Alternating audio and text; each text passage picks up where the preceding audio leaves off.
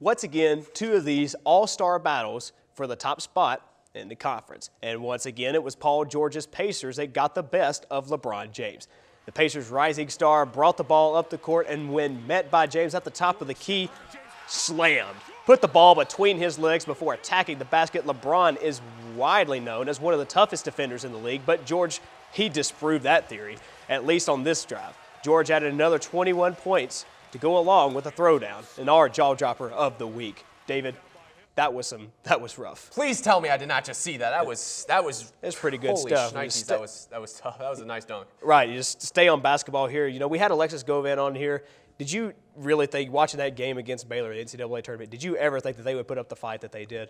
Honestly, I did not see that coming. They did so much better than I thought they would, especially in Baylor's house. I mean, really, they haven't Texas. lost there since 2010. That's the thing, though. WKU put up a great fight, and they held the game pretty close, and the largest lead came at the final score.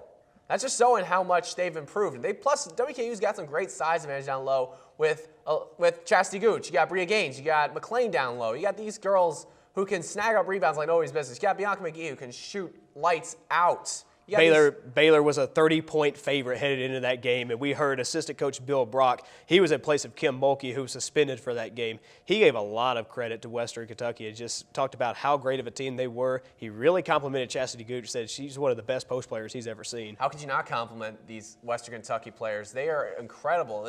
They're putting them back on the map is basically what they're doing. We were talking about it with Alexis there. They only lose 2 seniors, but that means that they bring in a really good recruiting class with Miss Kentucky basketball. Exactly. I mean, this new squad is going to show us exactly what Coach Clark Hurd can do with new recruits. And this just shows what a great recruiter she is by bringing these new guys. Keeping it in the NCAA tournament, what's your favorite game that you're looking forward to tonight? Dude, they're all so good, but I'm going to have to go with the Cinderella teams tonight. I'm going to go with the one that's currently going on right now, I believe, Stanford and Dayton.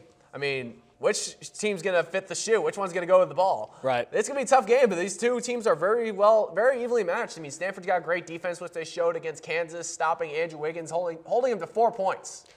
Yeah, it was this is a crazy bracket here because we thought, how is Dayton or Stanford, one of those teams that's going to get in the Elite Eight? Plus, Dayton beat Syracuse, which is something I never thought would have happened because Syracuse is a very talented team. They have a really strong defense, and they got one of the greatest coaches of all time in Jim Boeheim. Yeah, well, I'm also looking forward to see UCLA and Florida, a rematch of a championship game several years ago. I've got the Gators taking that one. The Gators going to wipe the floor with UCLA, honestly, in my opinion. David, quick. Get your stuff together because we've got a lot of basketball to go watch. Oh, man, we sure do, but make sure to follow us on Twitter at ExtraPointWKU. And thanks again for joining us. Keep your remotes handy because next Thursday we'll come in a hurry and we will be right back here once again. And as usual, the Extra Point is up. And it's good.